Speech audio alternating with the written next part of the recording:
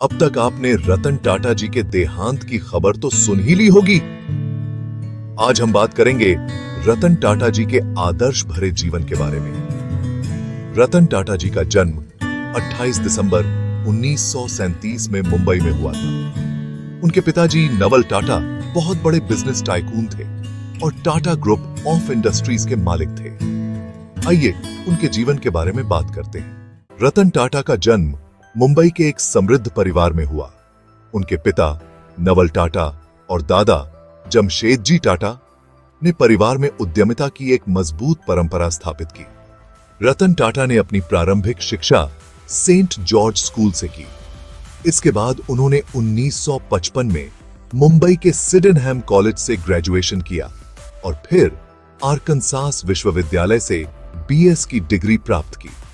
Harvard business school से MBA करने के बाद उन्होंने टाटा समूह में अपने करियर की शुरुआत की।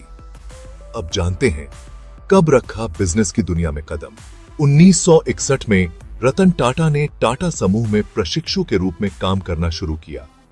धीरे धीरे उन्होंने विभिन्न पदों पर काम किया और समूह के विभिन्न व्यवसायों का अनुभव प्राप्त किया। 1991 में उन्होंने टाटा समूह के चेयरमैन का पद संभाला। ग्लोबल एक्सपेंशन, विभिन्न अंतरराष्ट्रीय कंपनियों का अधिग्रहण किया, जैसे जगुआर, लैंड रोवर और कोरस स्टील। 1991 में रतन टाटा ने टाटा समूह के चेयरमैन का पद संभाला। उनके नेतृत्व में समूह ने कई महत्वपूर्ण अधिग्रहण किए, जैसे डी। और सबसे खास बात जो रतन टाटा के जीवन के बारे हम आपको बताना चाहेंगे कि उनका व्यक्तित्व कितना महान था, वो इस बात से पता चलता है। रतन टाटा एक बार अपनी कार से कहीं जा रहे थे जब उन्होंने एक परिवार को बाइक पर जाते हुए देखा जो बारिश में भीग रहा था, जिसके बाद उन्होंने देश की सबसे सस्ती कार बनाने की सोची और टाटा नैनो जैसे अभिनव उत्पाद पेश किए, जिसे दुनिया की सबसे सस्ती कार माना गया। अब बात करते हैं उनके द्वारा किए जाने वाले सामाजिक कार्यों के बारे में। रतन टाटा का मानना था कि एक व्यवसाय का मुख्य उद्देश्य केवल लाभ कमाना नहीं है, बल्कि समाज में सकारात्मक बदलाव लाना भी है। उन्होंने कई सामाजिक परियोजनाओं में निवेश किया है, जैसे शिक्षा और स्वास्थ्य। टाटा ट्रस्ट के माध्यम से विभिन्न शिक्षा और स्वास्थ्य संबंधी कार्यक्रमों का संचालन किया। ग्रामीण विकास, कृषि, जल संरक्षण और ग्रामीण उद्यमिता पर कई परियोजनाओं को प्रोत्साहित किया।